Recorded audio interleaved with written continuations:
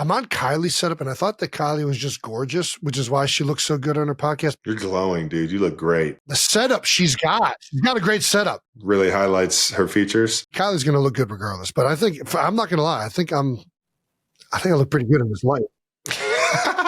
Get over yourself. What do you get, a tan? And a wax. Are you kidding me? Get some sunny and a wax, tan and a wax. And all of a sudden, Jason's tan, wax, and a new studio setup. And that's all we need to make me full of myself. All right, let's go.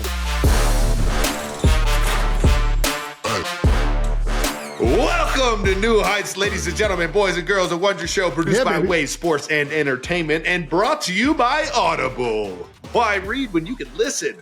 We're your hosts. I'm Travis Kelces. This is my big brother, Jason Kelce, out of Cleveland Heights, Ohio. Look at this old school 1980s Heights hat, dude. This thing sweet. That's the tiger I remember. Shout out to Dave, Damio Dave, for getting me it. Subscribe on YouTube, Wondery Plus, wherever you get your podcasts, and follow the show on all social media at New Heights Show with 1S. Jason, tell the people what we got coming up today. We got another incredible episode for you 92%ers. Woo-hoo! We'll pick a film for the final installment of the New Heights Film Club. We're going to answer some not-so-dumb questions, as we always do. And we've got an incredible conversation with Chiefs offensive coordinator, my former quarterbacks coach with the Philadelphia Eagles, Matt Nagy. That's right. Let's go, Nags. It's my guy right there. We finally get to hear his side of the story on giving Pat Mahomes the answers to the test. Did he just slide him the test on it? Listen, if it's Pat Mahomes and you're that confident, give him the answers. All righty. He already has the answers. We're also going to get his opinions and thoughts on the Chiefs offense heading into the 2025 season.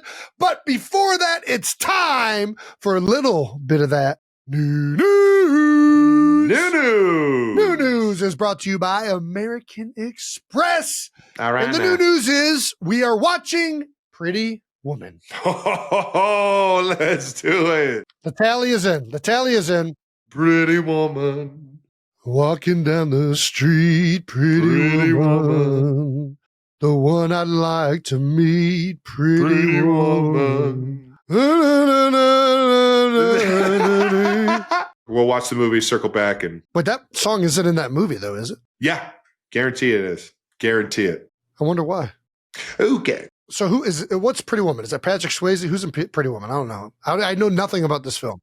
Not Swayze. It is Julia Roberts and another like 80s like Kurt Russell. Just suave dude. Kurt Russell, John Travolta. More stoic. Steven Seagal. Oh, it's Richard Gere. Richard Gere. I should have seen that one coming. Old Richard. I'm a big fan. All right, here we go. Pretty Woman. Let's do it. I'm about to be a pretty big fan. Dude, I'm just fucking around. All right, Pretty Woman received over 45% of the votes. The next closest, Princess Bride. I almost want to watch two. Can we do two? Should we do two movies? No. All right. Pretty Woman it is. I'm just going to watch Jaws just because it's a fucking banger. Give you more nightmares? You're fucking sick. This guy wants to keep getting himself right. I heard a funny ass fucking tweet that said if you watch Jaws backwards, it's just a really, really heartfelt story of a shark giving people their limbs back. Oh, nice. There are people giving people limbs. Well, I fucked that joke up, but yeah, it's funny as hell. It starts with the shark being reanimated from an explosion, and then he is then whole again, and then it's him just regurgitating limbs onto amputees. Yeah, all right. Anyways. It's a magical shark. Yeah, there it is. Here it is. Oh, there we go. Agreeable Greg. There we go. Shout out to Agreeable Greg. Yeah, that's a good tweet. That's a good tweet. What does that look? Reminds me of the joke. What do you get if you play a country song backwards? You get your wife back, your house back. That's another good joke. Those are both good jokes. Pretty Woman it is. I'm going to watch Austin Powers then. If you're going to watch Jaws, I'm watching Austin Powers. Dude, I'm telling you, will you please, if we're not going to do Princess Bride this time, let's negate the whole vote and do Princess Bride for the next film club movie. It's a fucking incredible movie, and I'm upset that you haven't seen it, Travis. You'll love it. I'll watch Pretty Woman first. All right, fair enough. All right. Yeah, we wasted a lot of time getting here, but the 92%ers eventually selected Pretty Woman, which we will watch and review at one of the up-and-coming New Heights Film Club episodes. But thank you so much for helping us find these videos. Yeah, thank you, guys. Yeah, we're looking forward to this. I really am. I never know what to expect. I like watching movies. I love judging things. So prepare to be judged, Julia Roberts, by somebody who knows nothing about the film industry. Yeah, I can't wait to judge you, Richard. Gear. Some more new news. Travis attended the Patrick Bacon charity golf tournament. Nice. Yeah. Shout out to Patty Bakes. Shout out to Patty Bakes. Look at that forehead, man. You could put a fucking satellite dish on that thing. What does the funds of the Patty Bake golf tournament go towards? Yeah, so it's not the Patrick Bacon golf tournament. It's the Alex's Way Foundation golf tournament that my guy Patrick Bacon runs. Proud sponsor for City Insurance, which is the insurance company Patrick Bacon is in charge of. And well, that's awesome. Congrats out to Patty Bakes and everybody involved with that charity. That sounds tremendous. Happy for all those guys. Honestly, man, it's just cool to see everybody in my childhood and Bacon's life come together for a good cause. He had a family member pass away a few years ago, and they try and raise funds to help the awareness around it. And it's an awesome event, knowing how much of a slappy Bacon can be, but how much of a good guy he can be, and the beautiful family that is up there in Cleveland, Ohio, that it supports. And it was just dope. It was a fun outing up there at Sand Ridge, which I never gave enough credit for how beautiful it is up there on the east side of Cleveland. But it was a fun deal, man, and it was cool to see all the family and friends that we grew up around that I hadn't seen in such a long time.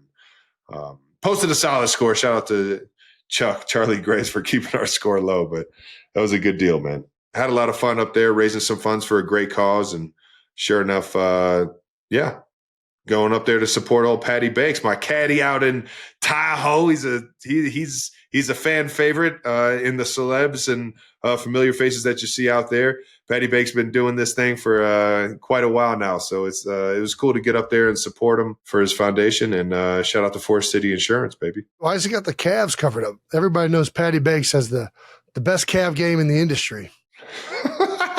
Those calves are what get him up and down that course out there in the altitude of Tahoe, baby. I cannot wait to see him out in Tahoe. Isn't he just the best, man? He's everyone's favorite human being, man. Did he text you? Patrick texted me in the middle of the week and goes, "Hey, bro, what are we doing?" Because he goes, "What?" This is why I'm not texting him. He goes, "We're doing a Tahoe episode, right?" I was like, "I don't think so." And he goes, "Bro, we got to. I've got so many ideas. I'll hit you back." And then I never heard from him again. Yeah, because I told him we're not doing it. Do you know about this fucking bet that we're doing? What bet? What's the bet? He had been trying to lose weight, so I told him, all right, I'll make you a bet for Tahoe. If you get down 25 pounds by Tahoe, I'll give you 10 bands. Oh my gosh. And he said, all right, deal. And I said, all right, but I don't want money. I want, if you lose the bet, you have to do a round in Tahoe dressed as the Blue Man Crew. Wow. Wow. Has the official weigh-in happened yet? No. The official weigh-in is the 10th. We're doing it the 10th. Is he just going to sweat it out? And he says he's bringing his scale. I'm just like, this motherfucker's going to have that thing. No. He's cheating. We'll bring our own scale, but he's just going to sweat it out. He's just going to wrestler style it. Come on, Pat. We know you're not working. He just texted me. It's your chance, Patrick. This is it. We're not calling back. Nothing. Wow. He said, I'm naked. Give me a minute. Yes. Sounds about right. I would have guessed. All sure. Right, so he's you don't know where he's currently at? No idea where he's currently at. He looks pretty thin. He looks a little lean in that photo. I'm not gonna lie. I don't know if it's the pants or the jacket. No, listen, Jason, we're on Patrick's side. I'm just trying to give him some motivation. I'm definitely on your side. I want to see him. Yeah, I'm rooting against. I'm a hater. I'm sorry. I'm definitely on your team. I'm Team Travis. I want him to do Blue Man Group. I know. That's why I made the bet. I want the Blue Man Group. That's why I made the bet. The weigh-in is Wednesday. Is it in front of you? No, it's Thursday. It's the Thursday. The Thursday before the round? Yeah. He keeps trying to push it to Friday morning. I'm just like, dude, stop. No. Thursday. As soon as we get to Tahoe, you're on the scale, and either you're there or you're not. We're not doing this whole like you go to the sauna and don't eat anything for a day and just sweat it out. Like, no, we're not doing this. Isn't do that shit on your own time. I'm not fucking. Do you have blue paint for him? Come on now, I did it the right way. I went to a clown shop, got the blue paint, got the bald Scully that you got to put on, and then there's like a certain like over the top layer that you put on so that it doesn't like sweat and get in the eyes and mouth and shit. Nice. He's going to look like shit. Dude, there's no way. He said, at this point, I pay $100,000 to not wear the blue man suit. You kidding me? This is the most unfair bet ever. He's a fucking ridiculous person. Isn't he fucking hilarious? I love him. The guy's a spectacle. In other new news, the New Heights Reddit page, 92%ers want to know if we're serious about the Jets Jake tattoo. We're dead serious. Why would we not be serious? All right. Do you guys think that they'll actually bring someone on the pod if they get the tattoo? If so, are there any rules on where it has to be? That's a good question. I would definitely do this to go on. How much do you guys love this show? What are the parameters of the Jets Jake pinup tattoo? Your third leg has to be shown in the tattoo. It's got to be very. It's what else? What else for the Jets Jake? I mean, it's Jets Jake, so you gotta have the Jets in there. Jets have to be incorporated. Yeah, Jets. He's also a Knicks guy. Does there have to be like a size parameter? I don't think so. I think it just has to be. Yeah, it has to be respectable. Well, no, it has to be disrespectful. A respectable size, I meant. I don't think that there's a space that is off limits. I think wherever you're willing to show the said tattoo, I'm trying to think like what would a space that somebody would do that I would not want, like would not qualify, and I can't think of one. Can you? No. Yeah. No, yeah. So anywhere. I think anywhere works. What does it say? I'm not sure they thought that one through because there are plenty of people who would practically get any tattoo to be on the pod. Tattoo would be a talking point for the rest of their life. I mean, listen, if people want to do it, I think you deserve to come on the pod. I respect it. The problem is, what happens if more than one person does it? Like, we can only have one person on the pod. Well, then we put it to a fan vote on the best one. I think that's fair. All right, there we go. Exactly, dude. Like, I'm on the way to the parlor as soon as I get confirmation that they really will do this. Listen, do it. We'll get you on the pod. We'd love to have you on the pod. I can't wait to see what this bit of artwork looks like. Forewarning, though, if multiple people do it, I can't guarantee a spot on the pod. Forewarning. We will at least show the artwork if more than one person does it. But to be on the pod, I think you got to, if you're the only person, then you're on. If there's multiple people, then we're going to have to divvy up some type of voting system. All right, in the last bit of new news, 92%ers, we have come to the end of the road. New Heights is wrapping up for the season. We will air the last episode of season 3 Wednesday, July 23rd. Yes, we will. Crazy. Travis is going to training camp, as you all know. Yay! St. Joe. Whenever training camp starts, we take a hiatus from the pod because it's nearly impossible to do a podcast while somebody's in training camp. We're going to have a bunch of great pre-taped episodes for you guys. We have 2 great guests coming up, as well as Matt Nagy right now. So we still have some great episodes lined up, but we will be taking a hiatus July 23rd through training camp. That does it for new news, brought to you by American Express. Yeah, buddy. All right, now let's get to some No Dumb Questions. No Dumb Questions is brought to you by Perplexity AI. Discover fast and reliable search with Perplexity AI today. I like team group chats. Let's do team group chats. Team group chats. Let's go. Hey, Travis and Jason. This is Riley. Love the show. I wanted to ask if there is a big group chat with the entire team for either the Chiefs and the Eagles, or if there's just a bunch of individual group chats. And if there are, how active are you both in them? I missed the question. What was it? Are there group chats and are we in them? There's usually at least a group chat for the position group, at least for the offensive line there was. 100%. We got a tight end group chat. Yeah, for sure. And usually there are more people that are active on those group chats. They're usually the more rambunctious or the people that just want to fuck around in them. But there's also like coaches in there. So I wouldn't say that those ones are the most rambunctious. I think the most rambunctious are usually the ones that are just like group chats on the side with like a select amount of the team or certain personalities that you just vibe with. Oh, yeah. Is that similar for you? 100%. Yeah. Coach Tommy Melvin, Coach Melvin, he's the one that kind of makes sure the group chat is has the right guys in there. You know what I mean? Because sometimes, you got a bubble guy and he's kind of off the practice squad, on the practice squad. You want to make sure that guy's in the loop and informed with everything that we got coming up. And the group chat is up to date with who's actually in the room. Yep. Coach Melvin does it for the tight end group. But like you said, man, I have so many different football group chats from my team now, from my team back in 2016. Right? Like the group chats they keep going up. And it's the same with college. I still have group chats with guys from college. Me and Jason are in a few. And it's just fun, man. It's always a blast catching up and just throwing the most absurd shit in the group chat. Yes, of course. You have to name the group chats. Yes. There you go. It's the best part of having a group chat. Oh, what's our college we can't group do chat? that. We can't, Jason. No, we can't do that one. I'm going to say it. Trailer Light Boys. All right. Well, I'm going to politely ask that you don't put this on there, Brandon. I didn't see nothing.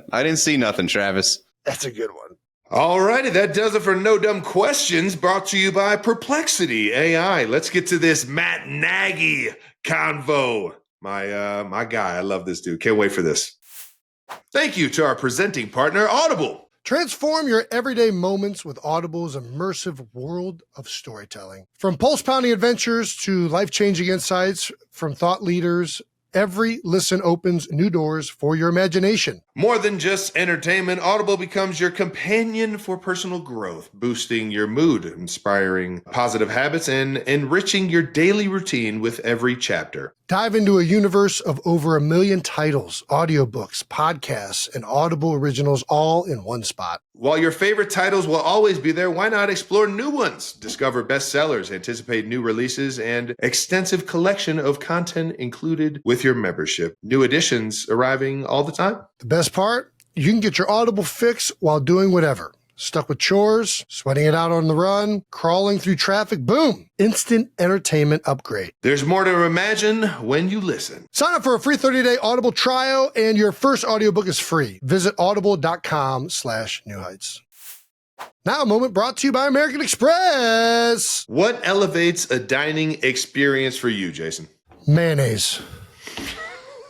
Nice. With Amex Platinum, you get access to global dining access by Resy when you add your Platinum card to your Resy profile. You can experience some of the hottest restaurants with access to exclusive reservations and even be notified when hard-to-get reservations come up. That's the powerful backing of American Express. For full terms and to learn more, visit americanexpress.com/withAmex.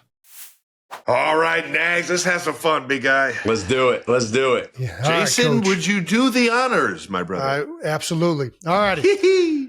Our guest today is a 6'2" quarterback out of the University of Delaware, the 2018 AP Coach of the Year, two-time Super Bowl champion, and the current offensive coordinator for the Kansas City Chiefs. 92%ers, please welcome Matt Nagy!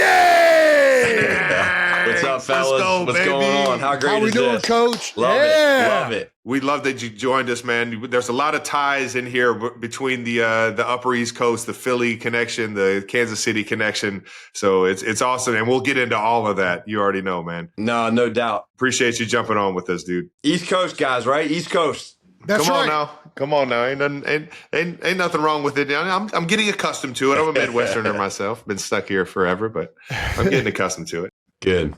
Coach, how have OTAs been, man? It's been great. You've been excited seeing these young pieces come in and see their talent and everything? It happens quick. The guys get in, you know it. Travis, you've been in here and you get those juices back going again, and the guys are rolling. Coach Reid, man, he doesn't stop. He's nonstop. He can't get enough of it. We love it. And I think the guys are in a good mindset right now. Everything that happened in that Super Bowl, we put that aside, we use it, and guys are in a good framework, coaches and players. I know Trav's excited for that long drive drill. No doubt about it. Come on now. Oh, man. He kills it, man. It'll bring the best out of you, baby. It'll bring the best out of you, man. He kills it. You know that. Test you mentally. Yo, no doubt. I would tell everybody this all the time, man. You can train your ass off doing everything possible. You could go flipping tires, running cross country, running hills, You can do all of the training, the perfect like off-season training possible. There is nothing that will get you ready for an Andy Reid long drive drill. No. You are going to start that drill and just know mentally that after about 15 to 18 plays, you are going to be fucking miserable. Yes. The worst. There's nothing you can do about it other than just take that misery on with a good attitude. Yeah, no doubt. And I think, like, you know what? It's a funny story. So last year or 2 years ago, I was at the airport, and I forget what city I was in, whether it was Nashville or where it was, but I ran into Mitch Morse, of all people, and he was in Mitch Morse, baby. Yeah, man. He just was retired, man. I love that guy, man. Hell of a career, Mitch. And he was leaving. Doug was down. Peterson was down in Jacksonville, and Mitch was leaving to go down to Jacksonville. And it was the offseason. He had just got traded there or just signed there. And he said, Nags, he goes, man, I'm excited for my opportunity here and to get going here for maybe one last year in Jacksonville. But man, Nags, he's like, damn it, man. He's like, I do not look forward to these long drive drills. I almost didn't sign here with these long drive drills. And I just started dying laughing just thinking of all you guys. Dude, it's the best, baby. I still remember, and I don't, you probably don't remember this, Coach, but when Andy, it was, I think my second year, it might have been my first year, long drive drill, and we run a screen in the red zone. This had to be like play 14 or 15. And Coach had to call a timeout because I just was lying on the field. I'll never forget it. Never will I forget that. He's like, "You all right, big fella?" I'm like, "Yeah, I'll be all right." He's like, "Oh, get back in there. Let's go. We got to go." This is so good. Trav, did you know Coach almost played my rookie year? Did you know this? Dude, I did not know. I was just going to say, you said you didn't have any experience of the Andy Reid long drive drill. I thought you were out there slinging it with him. Mike Vick got hurt, and I think Vince was having some issues too or something like, and there was rumblings. They gave you a workout, didn't they? They put you on the field. Yeah, I actually practiced, man. It was crazy. Like, you guys get all these years of touchdowns and Super Bowls, and man, I got one day in the sun, and they called me up, and I was an intern at the time, and now I think they have a rule for it. Like you see the interns that come to practices in training camp, and they sit in the meetings and they follow. That was me in 2008, 2009. And my second year, I was there just helping out coaching. And yeah, Coach Reid, Veach was in Philly then. He calls me up. He goes, "Nags, what are you doing? Come over here, man. You got to go talk to Coach." And then Coach goes, "Do you have an agent?" Coach is like, "Do you have an agent? Are you in shape? And do you know the playbook?" And I was like, yes, and yes. And I really didn't know the playbook. I wasn't in shape. But I ended up getting to have one day in practice. And then they said, "You know what? No, dude, you're out. You can't do it." They nixed it. They put a rule in. Fuck. They called it intern stashing. Oh, because there's like a way to add other player, like increase your roster size by having like players as like interns and GAs. Yeah. That ain't right, man. And that was it, man. On to the coaching world. How about that, though? You and Veach, man. A lot of. I don't know if a lot of people know you and Brett Veach played college ball together. You were throwing my guy touchdown passes left and right, man. Veach was your wide receiver, right? He was, yeah. He came in as a running back. I don't know if y'all know that, but he played at a big program in Mount Carmel. His dad was the coach, and he was a year college-wise younger than me, and so he came in as a running back, and we needed some help at wide receiver, so we bumped him to wide receiver there towards the end of my career, and I was out there throwing him passes, man, for a couple of years, and he was awesome, man. We had a couple plays versus Villanova that we still talk about to this day, and he was just he was a hell of a player. Hell yeah, dog. That's so crazy, man. Going to college with somebody like that and then finding a way to work with them and win championships with them. That's got to be a cool connection, man, between you guys. Oh, there's no doubt. And the reason why I'm in the NFL right now is because of Brett Veach. My dog. Speaking of coaching and college, you guys are going to be setting to St. Joe's sooner or later for a little bit of training camp action. You guys are getting back Rashee Rice and Isaiah Pacheco fully healthy this year, coming off of some injuries. How much do both those guys mean when they're fully healthy for you guys for Kansas City? It's huge for us. And, these guys, I think it's very important for everybody to know, like, people talk about it and I've been able to witness it. But when these guys, they don't understand, and Pat went through it with Alex, but they don't understand how lucky they are to be able to have Trav help them and what they do, understanding how to practice, how to run routes, the little details of just understanding how to take coaching. And so, like, I watch I watch, and I know it's been documented, but like when Trav takes them off to the side and starts talking to them in his own lingo of how to run a certain route, that's like 10 times his weight in gold versus what any of us coaches are going to tell these guys, because it's respect factor that they have. And he doesn't have to do that. He's the greatest tight end, to ever play the game. Jace, you're the greatest center to ever play the game. I mean, that's an unbelievable tandem. And for me to be able to coach you guys and see like what you guys were as mentors, those two young guys, Rasheed and Xavier, what they have with Trav and what they have with Coach Reid and Patrick, it's special. And it really honestly, like, it makes coaching fun and it lets them just grow. And like, we see the growth and development. And that's the exciting part, is like to put it all together. And everyone's so selfless. Yeah. And those are the best teams. The best teams are when the players are also coaching, right? They're coaching up the young guys. For sure. And that's also helping them retain it. Like, I always felt like, the players coaching like the young guys, it wasn't like I was saying anything different than what Stout was saying. I'm just regurgitating that, but No I'm doubt. saying it in a way because we're both on the same end receiving it from Stout. And when you say it to the player next to you, they're receiving it in the same way you interpreted it from the coach. Does that make sense? Like 100%. There's like a weird thing where like when you both are receiving the information from the head coach, then you have the same frame of reference from how it's taught. It's easier then to go off of that and say basically the same thing, just in like a slightly different way that the guy understands it, maybe in a different way. Right. It's just a little bit more reassuring for the young guys. And I appreciate you saying that, Nags. You already know. Yeah, that's real. I'm just one of your disciples, man. I just know I can find a way to make it make sense a little bit more. And sometimes all it takes is a few extra conversations about what we're seeing out there to really get everybody on the same page, man. For sure.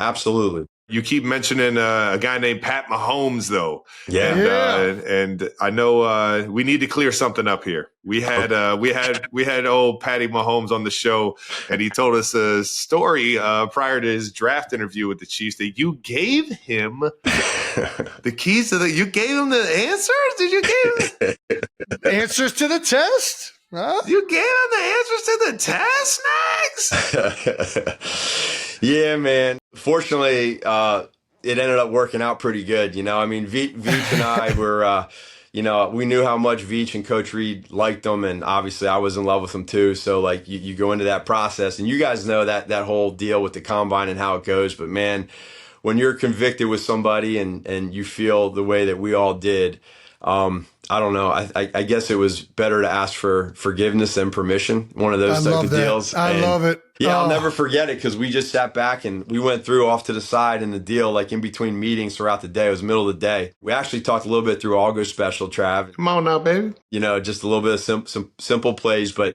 a few of them. And we also just said, hey, man, you got to get one or two wrong here. You can't be 100% on the test. You got to get like the 95.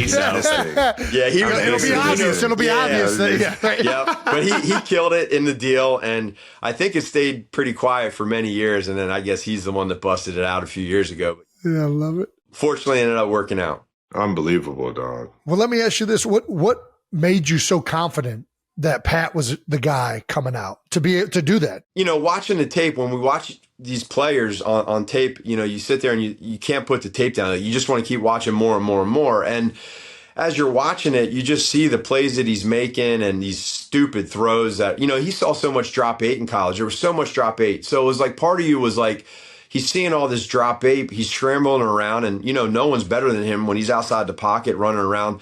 He can make special throws, and he was doing a lot of that. So the question was like, okay, what type of person is he? And, what's his, football IQ like? And does he love the game and all the stuff, the intangible things? And so like, as we all started watching more and more tape, we were like, Coach Reid and Veach and these guys were like, we gotta take these quarterbacks. We got to bring them into the room and spend like, a good 6 to 8 hours with each of these guys in that draft class. And really, we knew how much we loved the player, but bringing him in and just seeing him take it to the top with the person side of it was unbelievable. And like, you could just see like he was special, and you didn't know it until things were going to happen. But I mean, my gosh, like we were all on board. It was all conviction, and I just couldn't put the film down. He was just special. I hear you, man. I'm with you on the first time you meet him, man. That first, what's up, dog? That first, like, yo, it's good. It's like your family forever after you get that from him, man. He's such a good dude, and I already know he's gonna ace that part of the test every single time. And I'm sure the football IQ was already through the roof when he got in. The second that happened, the moment it happened, we were super excited. And, it was one of those deals where then he came in as a freshman, as a rookie with Alex, and it's like, and Alex taught me as a young position coach, he's one of the most special human beings and people in my life. And what he did for that room and for Patrick and for myself and coach, everybody, that year, we'll all never forget it. And I just could tell story after story of that season of how good he was to Patrick, and also how well Patrick came in. Like Patrick didn't come in trying to be like, hey, I'm the future guy. He came in the best teammate he could possibly be. No doubt. And it just took off. And I think But I'll say this though, a lot of the times that it's a two-way street, but the veteran in the room usually dictates how that goes. And because if the veteran is open to it and they embrace this opportunity to teach this young guy and to be a productive room, it usually goes well, right? Without a doubt. I mean, Alex is, because of how good Patrick is, people forget what Alex did in the time that he was here. Especially that year. Especially that year specifically. That year, because we all remember, because we kind of took it personal, everyone was calling Alex like a game manager, check down Charlie type guy. And go back to 2017, his last year when Patrick was drafted. Go back and check out the numbers and tell us who had the highest downfield. Like, he didn't care. And Patrick Alex was just killing it, man. And he's a winner. He's a hell of a person. And like you guys said, man, what he did for Patrick and for me as a coach, I mean, come on, man, that was unbelievable. As good as gold, baby. What he did for me as a professional, his aura in the facility and how he conducted himself as a professional gave me an understanding of what I needed to get better at. Sure. And it wasn't necessarily the attributes. It was, how am I organizing all this information? How am I making myself better Monday, Tuesday, Wednesday, Thursday? Like, how am I setting up that day on Tuesday? How am I setting up my day on Wednesday to understand the entire base game plan? You know what I mean? Right. Watching Alex and just talking to him about football, he gave you that confidence and understanding that he knew everything he could possibly need to know about the defense he was playing. And when you have that trust in not only the guy that's slinging the ball around, but when you have that trust in somebody next to you, Mitchell Schwartz was the exact same way. Somebody that I knew he knew the answers to the test, because he was so smart and he understood defenses like that. And Alex, I would just go up to him and talk to him about pointless backside of the routes where I knew when it was zone, he was going to the 3-by side. And I would just be in my mind like, hey, is there ever a chance you're kind of peeking back here 1-0? You know what I mean? I would just go up to him and just ask him questions, trying not to be annoying with it. But I just love talking ball with the guy. And he made me such a better player by just giving me just free wisdom, man. Yeah. That's awesome. And he had so much common sense too. Some guys are super smart. He's super smart, really intelligent, high football IQ. Yeah. But he also had the self-awareness of common sense, of understanding why he did certain things. And I think to me, that's your perspective, Trav, and Pat has his own. But for me, I was a first-year quarterback coach in 2013.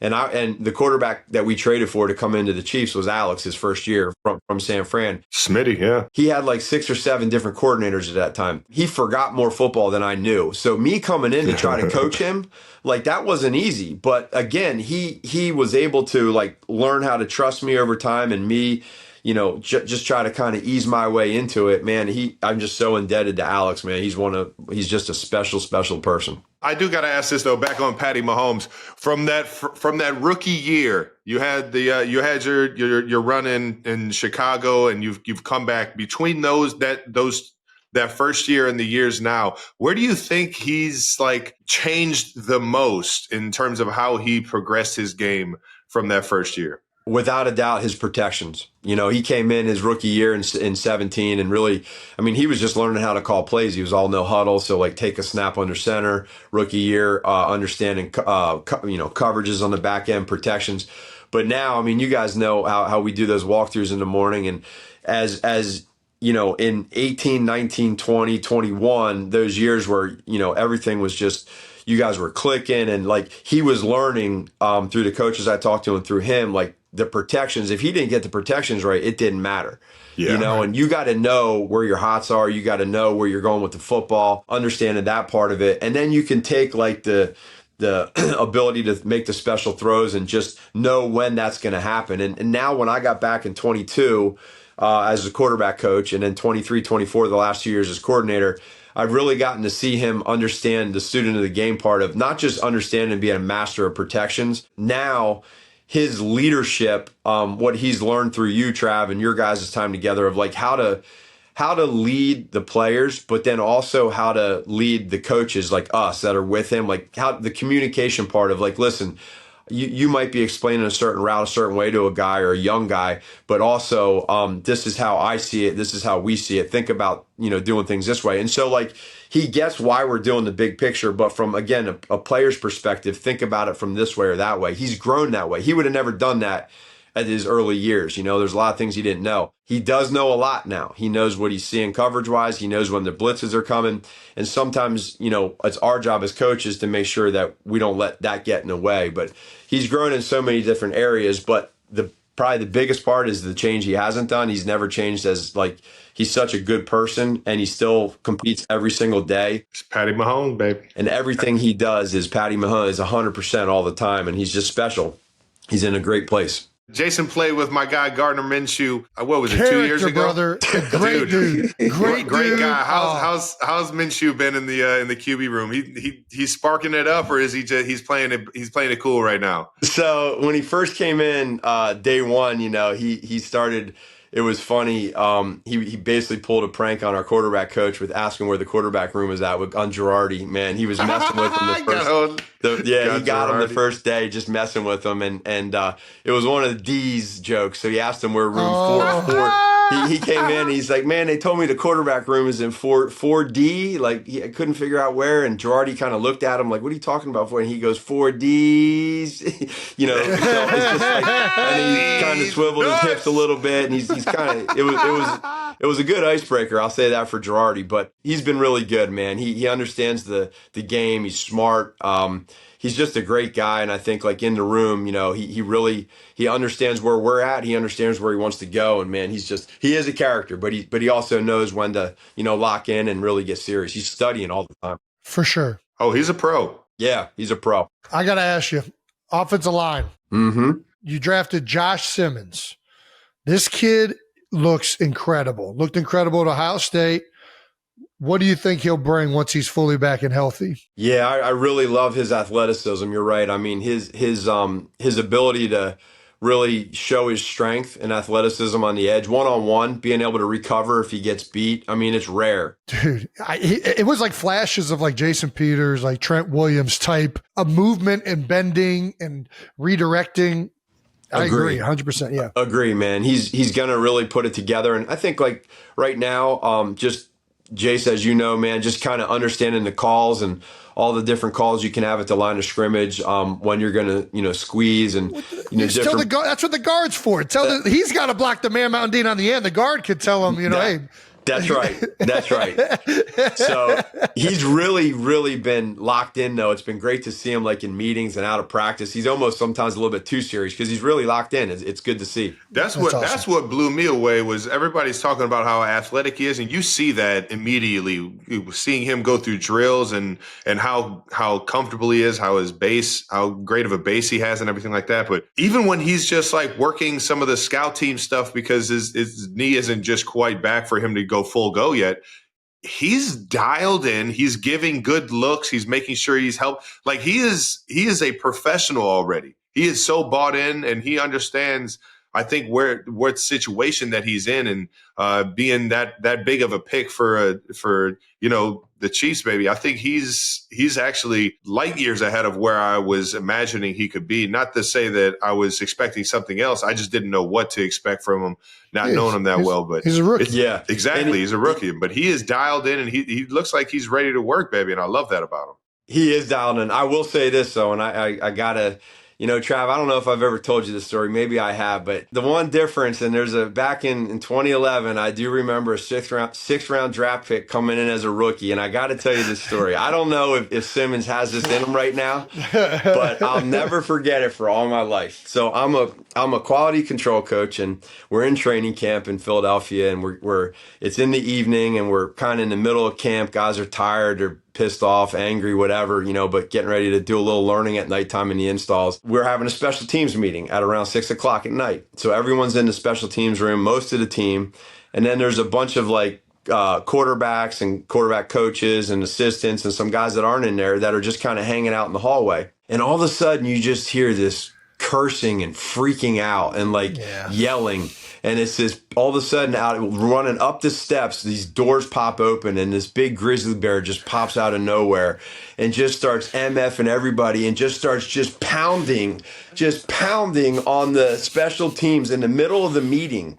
Yeah. He's pounding on the special teams door, pops it open, and is just like, who the F who messed with my car? You toilet papered my car, you stuck a banana in the pipe, you saran wrapped it, who the F did it? And all these guys are in the middle of a special teams meeting, turn around, what are we talking about? Here's a rookie interrupting the team special teams room, wanting to kill somebody for messing with his car in the middle of training camp. And we looked at each other to the side as coaches, we go, are you freaking kidding me? We got somebody here, man. This guy's freaking psycho. That's good. Fucking around. I like that was a positive. Yeah, That's I know good. you remember that. Oh, you kidding me? I definitely don't forget that. That was wild.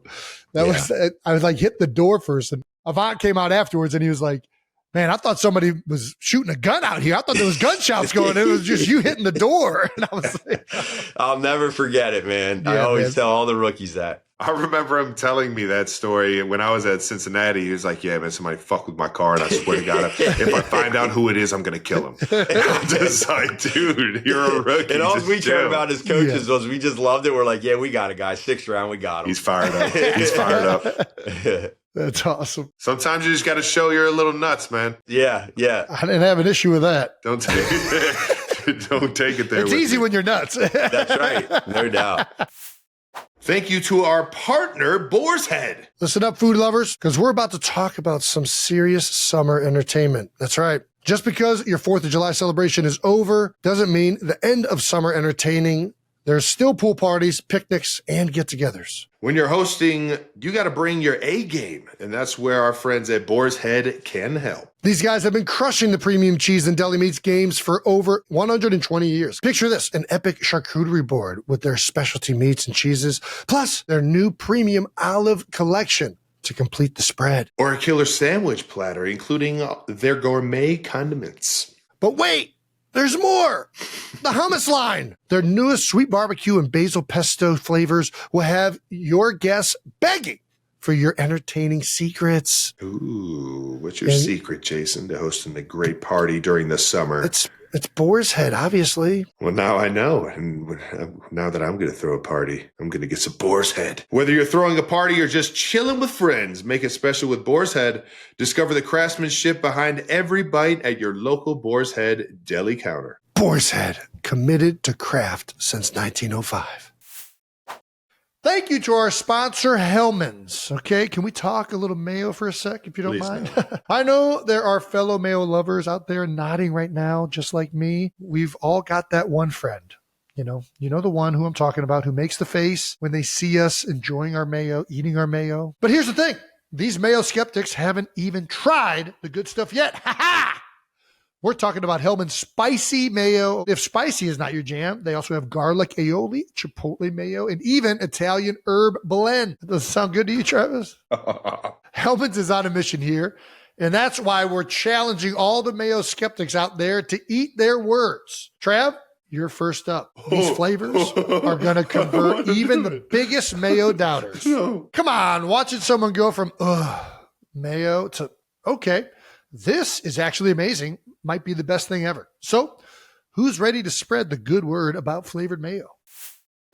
Thank you to our partner, DraftKings. Baseball fans, one of the best weeks of the summer is here, and it's the perfect celebration of the game everyone loves. With so many fun matchups, every moment is a must-see. You can get in on the action with our partners at DraftKings Sportsbook. Right now, new customers who bet just $5 get $150 in bonus bets instantly. Whether you're backing your favorite sluggers or predicting the MVP, now's the time to make your picks. Download the DraftKings Sportsbook app and sign up using promo code New Heights. Crown is yours. Stay in on the action and use your $150 in bonus bets on DraftKings same-game parlays for a shot at an even bigger payout. Combine multiple bets together from the same game. Enjoy live betting? DraftKings has you covered. Bet live on in-progress games right as they happen. If sports betting is not available yet in your state, don't worry. You still have time to join in on all the fun with DraftKings Pick 6 and have the shot to win cash prizes. Download the DraftKings Sportsbook app now. New customers use promo code New Heights and bet just $5 on any wager and get $150 in bonus bets instantly. That's promo code New Heights only at DraftKings Sportsbook.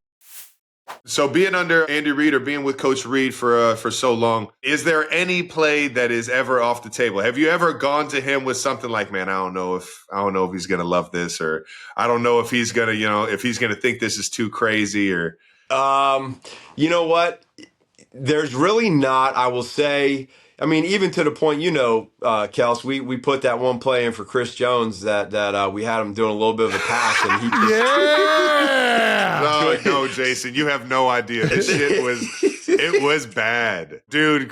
I love Chris Jones to death, dog. I don't know what it was, but he needs to stay on the defensive side. Yeah. It just we put it in for him, and we had him doing a little throw, and it just, I mean, usually, Coach, we put it in the incubator like with Don Terry Poe. And with the jump pass, just let that thing simmer, baby. You worked it for a couple weeks. Yeah. And then, yeah. Yeah, this one was called Swingin D, and it wasn't working, man. That play wasn't working. Swingin D? Are you kidding me? That is amazing. It had the name. Oh, my God. It had the reference. It didn't work. We ran it. He would check, and it was a throw to me. Every single throw was like 5 yards behind me at my feet. I'm just like, Coach, I don't think this is going to work. It got canned. It lasted about 2 weeks, and then Swingin D went out, so no more of that. That was gone. But that's about the only one. Coach, man. And when you guys come up with the stuff, it means so much more for him, and he likes it and stamps it so much better when you guys do your creativity. So that's the best part. I still got one in my back pocket. I just might need to just put it on a little note card and just shove it under his door one of these days, man. Make sure it gets to him. You got to get it on his whiteboard there, and he gets that beautiful mind going in his whiteboard, man. And you don't know what pops up. There you go. Speaking of Coach, what's it like being Andy Reid's offensive coordinator? Every single day, I make sure that I never take it for granted. And not just being the offensive coordinator, but just being with him, being so lucky to be around him every single day. I look back to when he first hired me in 2010, been with him, till 2017. And then when I left to Chicago, and now to be able to take me back and just get to see it from a different perspective. Yeah. He's taught me so much of how to, be a coach, but how to handle certain situations, whether it's a player on or off the field. We talk so much life stuff too, that probably a lot of people don't know or understand in the coaching world. I mean, it's a lot of X's and O's, but we're together a lot. And so he's given me a lot of fatherly lessons of like how to understand, with me having 4 boys, and as they're growing up, things that I can do to help out and be better. And and I think this is one of the greatest coaches to ever coach in NFL history. Yeah. And I don't ever take that for granted. So I'm still trying to take in when he gives me a note on a simple play that we've been doing for 15 years. I don't want to forget that part of it. Or if he gives me a coaching point of, how to coach a coach, right? And how to handle a situation, on how to do an install. What am I doing? Am I saying a few words, too many times? Little things like that. Absolutely. He's always trying to make us better. And Trav, being together all these years, whether it's a certain route or whatever, or the blocking technique, he's always going to just try to help you out. And it's all for one common denominator, as you know too, Jace, more than anybody. It's that it comes from love, man. This guy, he loves his players. He loves to see him have success, man. He wants that success for him, man. He does. And I think that's where, for me to watch that and be a part of that, I try to tell these young coaches right now, how fortunate they are to be able to coach for him, and what, we want to do it for him. One of my favorite installs ever My guy, he's up there and he's kind of talking it through. And Byron Pringle, one of my favorite, he played in Chi-Town too, man. Listen, Byron Pringle is a wide receiver for us. One of the most physical, like, he didn't get enough credit for the things he did for our team. And Pringle, he was starting to like catch strides, and he had a big preseason game and he made the team, and coach was like installing a play, and he looked over at Pringle and said, "Pringle, this play's for you, baby. I'm going to get you that chip deal, baby. I'm going to get you that chip deal." I just started dying laughing. I'm like, Pringle, once you pop, the fun don't stop, baby. Oh, man. And he did. He probably did. It probably worked. Do you have any favorite, Andy, story before we move on from Coach? Gosh, there's so many of them. Gosh, I'm getting caught off guard right now. The one story that occurred in my first stint here in 20, I think it was 16 or 17. It was like a Tuesday night we're game planning. And every evening, Coach and I will go at around 5 o'clock and we'll go down to the kitchen, cafeteria, and we'll sit down in between our break for half an hour and we'll grab some food. And we've done it for many, many years. And so it was about a 5:30 on a Tuesday. We're in between. It's just Coach and I in the cafeteria, and it happened to be a steak night. So we're sitting there and he's eating his steak, and he kind of all of a sudden I get up and I walk over to the trash can to throw something away, and I look over to the table and I see him kind of like sneezing. And I'm like, man, Coach is sneezing. Oh, he'll be all right. And he just keeps sneezing. And I'm sitting there, and then he stands up, and I'm like looking, I'm like, yeah, I don't want to bother him. He's sneezing. I'll let him go. And all of a sudden he kind of like stops like coughing and choking, and I'm like, the guy's choking, like he's choking, like I'm not. I gotta go, and he stopped, and he's like, oh man, he looks at me, and he's like, man, I go, oh Coach, I thought you were sneezing. He goes, no, I was choking on a piece of steak. And I go, what? I go, like, I thought you were sneezing. I didn't know what was going on. And so here it is, like, I'm such an idiot because I'm trying to be polite and like not bother him for sneezing, but the guy is choking on a piece of steak, and it's just me and him. If he goes down, it's totally my fault. You had a chance to Heimlich maneuver Andy Reid. I've never done it ever, and I could have just got him and just and that would have been quite the story. But thank God he saved himself. There you go. Thank goodness. Yeah. Before we move along from just coaching in general, from your time learning under Coach Reid and then the time in Chi-Town, from going from, offensive coordinator and everything, you were even dialing up plays that last year with Smitty and everything. Yeah. What was the biggest difference in leading both sides of the ball and being that head coach in Chicago than it was just being a coordinator? Like, what do you think the biggest difference was? 100% the relationships with the entire team. So the defense and the special teams, and then understanding, making sure that those guys know I have the pulse of who they are and what's going on. And so like in 2018, when we got to Chicago, there just wasn't a lot of energy. They needed a little bit of positivity going around. And I think like what we had to do was create that culture. And the only way you do that is by winning. But you got to build trust, and you got to build relationships with the players so they do trust you. And the only way to do that is to be around them. Like, you can sit there and talk X's and O's all you want, but if you're not around them and they don't know who you are and you don't know who they are, it won't work. And I think like for me, my best time to do that was to jump into meetings where I couldn't do that as a coordinator, so like as a head coach, I can jump into the special teams meeting. I can jump into Coach Fangio's defensive meetings. And then when we're out stretching, like I would walk around and talk to all the defensive guys. And then I would meet with some of the guys one-on-one and try to build a rapport with those leaders. And I think like, as the 3 years after that went on till 2021, where I look back and reflect and say, man, I wish I would have done this better. It's staying on top of those relationships that we built. And, like new players come in, old players leave.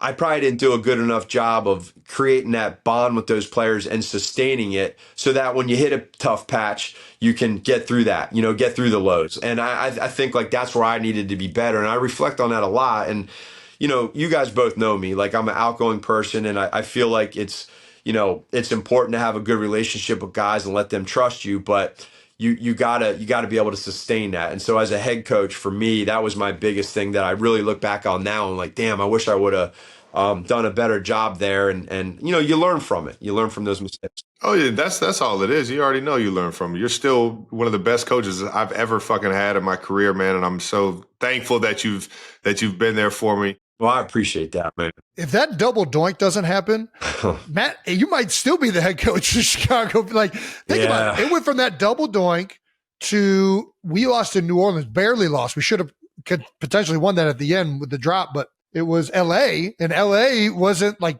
I don't know. You guys were rolling towards the end of the year there. The defense was good. Rolling, baby. We were rolling. You're right. And I mean, you look at it, and then in 2019, we went 500, and then in 2020, same thing. We made the playoffs and played, lost to the Saints in the playoffs. And then in 2021, we fell off. So again, the competitor in me, you want to be better, but I got to use that to learn it to be better. And everything happens for a reason, man. And get to be back here with Trav and coaching these guys and win some Super Bowls. And I'm going to learn from it. But I appreciate y'all. We're still having fun, baby. Yeah. I do want to ask you one question from that game.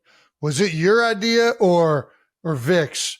You guys kept holding the sub guy, and it messed up all of our game plan specific runs. Like, we kept calling all these plays in a goal line deep. I'm like, bro, we can't run this play to a 6-1. Like, what are we doing? Like, I was getting so pissed off because the play kept coming in.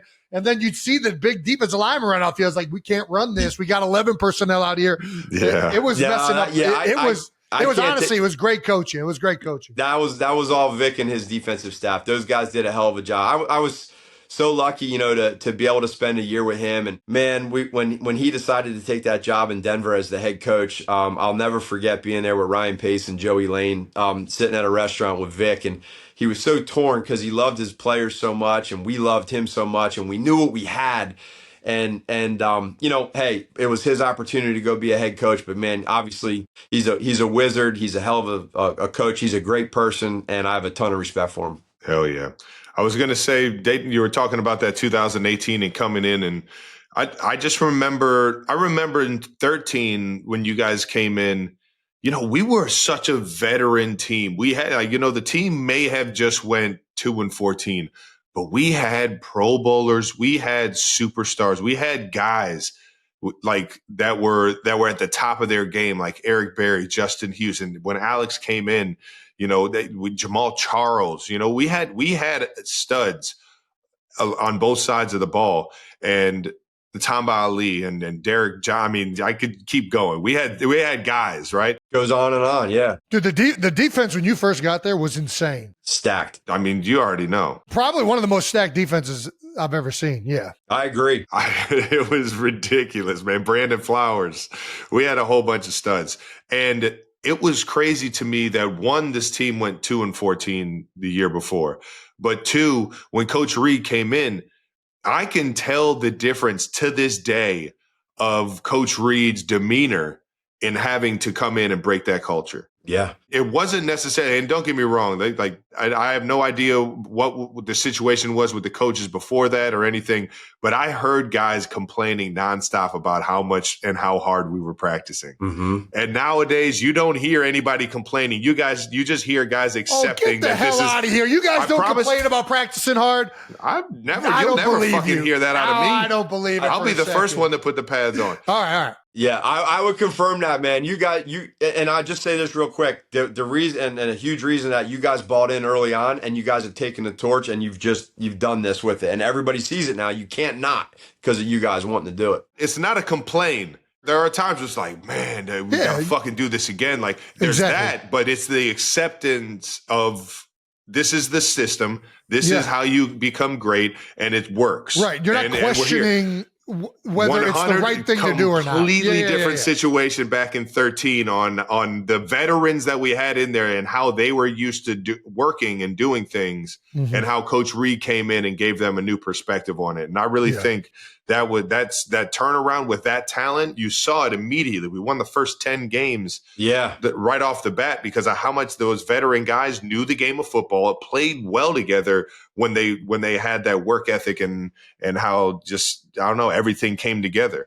But I'll tell you what, man, I can only imagine how tough it is to go in there and demand that discipline and that trust in trying to break a system that hadn't been working. No doubt. And I'll never forget the first meeting that Coach Reid had of that year you're talking about. And just painting the picture again, Coach Reid, for the very first team meeting in 2013, we had our first team meeting. The entire team was in the team room, and those doors opened, and he came walking in, and it was quiet. And I remember I was sitting in the corner, and I looked over, and in the front row was all those dudes you just talked about: Tom Ali, Justin Houston, Eric Berry, Dontari Poe, Dwayne Bowe, Jamal. It goes on and on and on. Oh yeah, they were literally sitting up in their seat with their hands on their knees, and their eyes were huge, and they were just staring at this guy.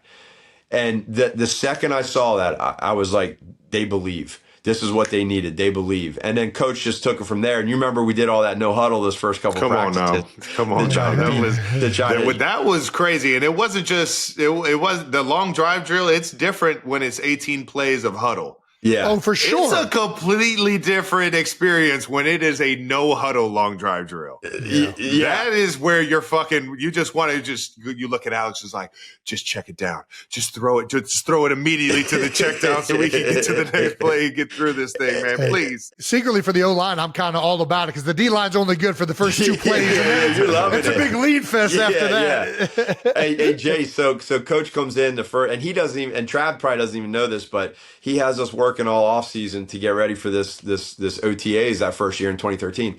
And all of a sudden, before the first couple practices, he walks into the staff room with the coaches and he says, "All right, fellas," and he puts the playbook down and he goes, "Here's what we're going to do. These first 6 practices, we're going no huddle tempo every single play." We're like, "What? We have the play scripted." And he's like, "No, it's we're going no huddle. Every play is no huddle." And we didn't know it at the time. Yeah, why? That was his way of making them think mentally, try to break them down, condition them, but make them get tired and see how they respond to some frustration. Yeah. He was like a wizard, man. And I'll never forget going back to that. And then, like you said, we went 9-0, 10-0, and ended up making the playoffs. That's amazing. Hell yeah, baby. Speaking of first impressions, what was your first impressions of Travis Kelce? We talked about me. I want to know what you thought of Travis when you first got to know him. No, man, I'm telling you what. So he gets in his first year, and like you see this guy, and you can just it's the same way with Pat. Like you know, watching the tape, what he brings and what he did, and then he's got that quarterback background. But I always start with the person. Like you could just tell the competitor that he was. And just the fire that he had to be great from early on, from day one. And I'll never forget, like, just getting him into OTAs, getting him in practices. And then when things really took off, then when you got in there, and that, what was it?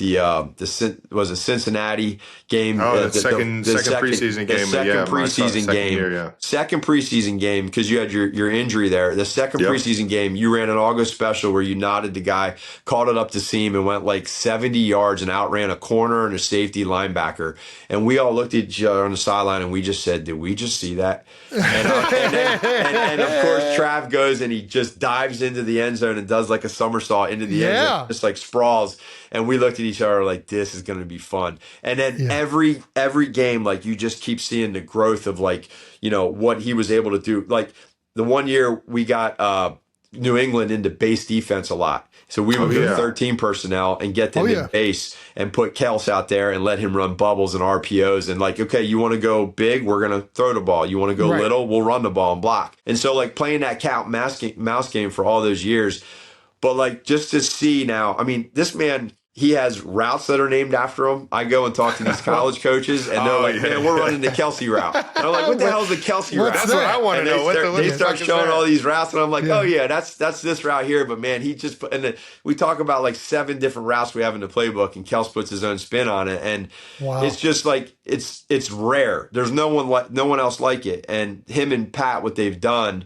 Is just, and then you put the fire, the competitiveness, the loyalty, the trust, the love, the passion, like everything about that, Jace, I mean, you guys are blood, man. You know what I mean? So it's like, it's makes you such a good coach.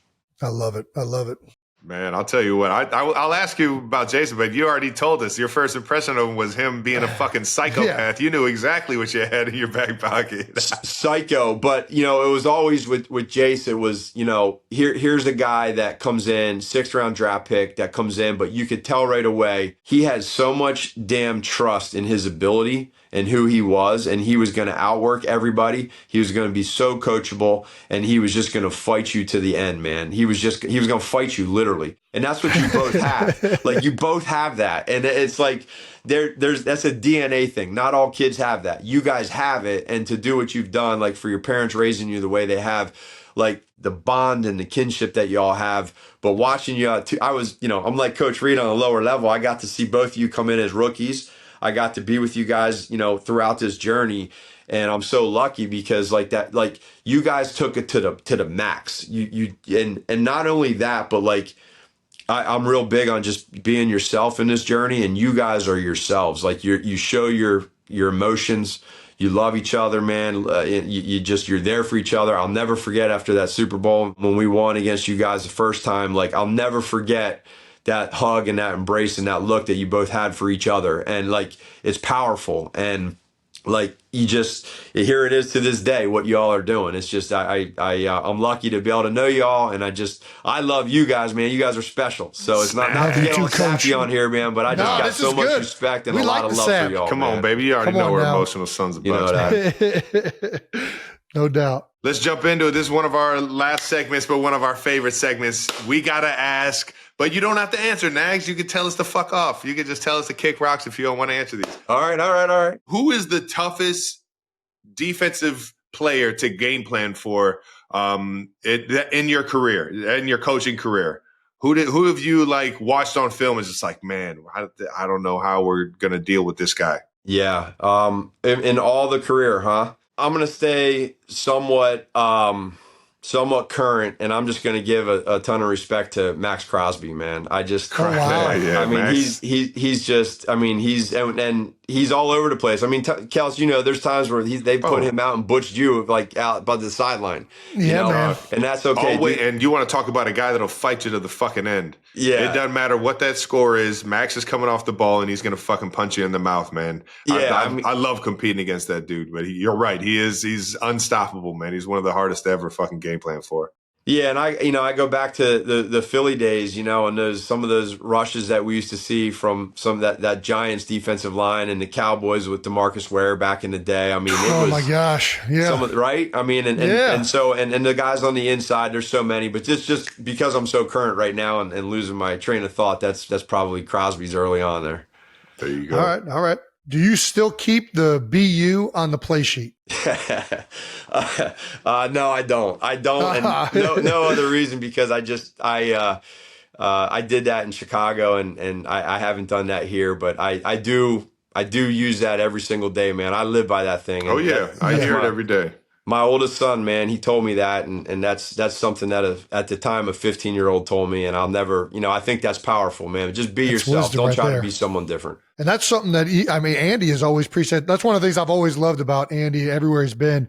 He wants guys to be their personality show, wants them to like genuinely be themselves. So I think I'm with you 100% on that. Yeah. That's the beautiful thing of a team. I love how Coach Reid says this, and then he has all these rules that you gotta like abide by, like tuck your shirt in. And show your personalities within the confines of the team. I finally figured out why he does all these things, and he has like kind of that understanding of the military and how everybody has to, present themselves the right way and have that discipline aspect of like being one unit. You know what I mean? There's reasonings to it. You guys know he doesn't miss a thing either. Like he sees everything in training camp and practice. Like everybody, he sees periph on everything, no matter who you are. Oh man, it could be just when you don't think he's looking, man. Yeah, and my first year, I was back doing the cards in the back end, and I had a hat on, and I had a pencil in my ear, and I heard this whistle and I'm a first year coach, and I hear this whistle, and I'm like, and I don't react, and I hear it again. I look, and he's looking at me, and he points to here, and he goes like this, get rid of the pencil. That was in 2010. Never again in my life was there ever a pencil in my hat. Never. There never will be. Wow. So good, man. You gave Bears new head coach Ben Johnson this advice: win and beat the Packers. Mm-hmm. What's the best coaching advice you've ever received? The best coaching advice I've ever received was win and beat the Packers. Who told you that one? It was Coach Ditka. Ditka. Yeah. There we go, baby. Yeah. He told me that, and unfortunately we were 1-7 and against the Packers and Aaron Rodgers, and That's a tough draw. Yeah, that was tough. So that's I wasn't able to do that, so that's why I gave Ben that advice. There you go. As an offensive coordinator, do you think the average person could get 1 yard in the NFL? And like running the football, or just back there. However they got to do it. However they got to do it. Outside zone, get them a nice little screen out there. If I'm going to say no. I love it. You would have to get awfully lucky, dude. Hey, listen, that's no criticism. If I was out there, I couldn't get a yard. I used to think that, the offensive line could get the average person a yard. And Mitchell Schwartz actually gave the best rebuttal to this. Because it was like, the offensive line blocks it. Like anybody can just run behind them. But Mitchell Schwartz said, you don't get it, man. They're going to be so slow to get to that hole. Like they're going to be so out of phase with you guys. And I'm like, you know what? They're not going to know how to get to it. This is a good point. I never thought about it like that. They're not going to know how to set up their blocks. Yes. You know what I mean? Like they either got to catch the toss or they got to figure out the open pocket for the handoff. What was your welcome to the NFL moment, Coach? For me, it was probably more my first year coaching in Philadelphia, and I was in charge of the scripts. Oh, yeah. Making sure the scripts in training camp are done the right way. And you guys remember Juan Castillo, obviously. And Juan went from the offensive side to the defensive coordinator. And the guy knew how to get into the system and figure out what the plays were for training camp with the offensive plays. This has been alleged for a long time. I didn't know it was proven. Okay, all right. Yeah, so me and Eugene Chung were in charge of the scripts, and one day, Coach Marty Morningweg called us into the office as the OC at the time, and he shut the door and he said, "Hey, man." And he just read us the riot act about not letting, how the heck are you going to let Juan get into the system and see our plays? This is BS. This doesn't happen. And I mean, I'm talking about he chewed our asses out. And we walked out of there and I'm like, I had one job to make sure that the defense doesn't get the script. So now, like, we have such a high-tech system right now, like you're not finding what plays we're doing. Like Spags isn't finding training camp scripts anymore. Like we got our quality control guys ready. But that was my welcome into the NFL. I was like, man, I got to get this right. So good. I will say this is always alleged though. Like every time the defense is kicking our tails, the coaches got the script. They got the script. Oh, you just know you're going to be in split double A against this exact play. Like it's like that's always right, fun in training camp. No doubt. Let me ask you this. It's not on here, but I'm just curious. So it feels like the NFL over the last couple of years, it always goes in waves. And the Chiefs were such a high-powered offense for a long time. Really, NFL offenses were high-powered. It felt like points were up. Recently, defenses have kind of felt like they've been getting the upper hand. What have you seen change, I guess, that you think is leading to defenses having a little bit more success? What are they doing differently? Drop bait became a phase for a little while. I think that's gone away a little bit. I think that from the offensive perspective, for some teams, the running back position / plays aren't, I don't know that 100%, but I feel like sometimes right now, like those downfield chunk plays, and we've talked about it here internally, like the last couple of years of being able to try to get downfield. You see more shell. You see teams saying, listen, man, we're going to bend, but don't break. And we're going to make teams be great in the red zone. And I think when you look back at the coverage schemes from these defensive coordinators back in the day, 10 years ago, even just 15, 12, 10 years ago, it was much more single high. It was more predictable to understand what they were in. And now you're seeing all these crazy different fronts and adjustments and blitz and back end stuff that, you want to be able to try to take shots downfield. Sometimes they're not going to let you, but it's real. It's there. And I think that right now teams are okay with saying, you're not going to go downfield and then we're going to make you be great in the red zone and self-inflict with turnovers, penalties, etc. So it is the league's cyclical. I mean, it's always kind of changing and maybe the run game comes back for more and there's bigger runs there. And then it brings more guys in the box to take shots. But that's what I feel like. Nice. All right. Makes sense, baby. Makes a lot of sense to me. 92 percenters, one of my favorite coaches of all time, baby. Matt Nagy, thank you for joining us, brother. I appreciate you, man. You guys are the best. Dog. Coach, thanks so much for joining us. Yeah, man. Appreciate the time, dog. Appreciate the stories. Appreciate y'all, man. I'm just lucky. Appreciate y'all. We'll see you in a few weeks at minicamp, Coach. You got Get it, back man. after this thing. That wraps up another episode of New Heights, guys. Thanks to Matt Nagy for joining us on the show. Make sure you're subscribed on YouTube to the New Heights channel and follow New Heights on the Wondery app or wherever you get your podcasts. You can listen to new episodes of New Heights early and ad-free right now by joining Wondery Plus on the Wondery app or on Apple Podcasts.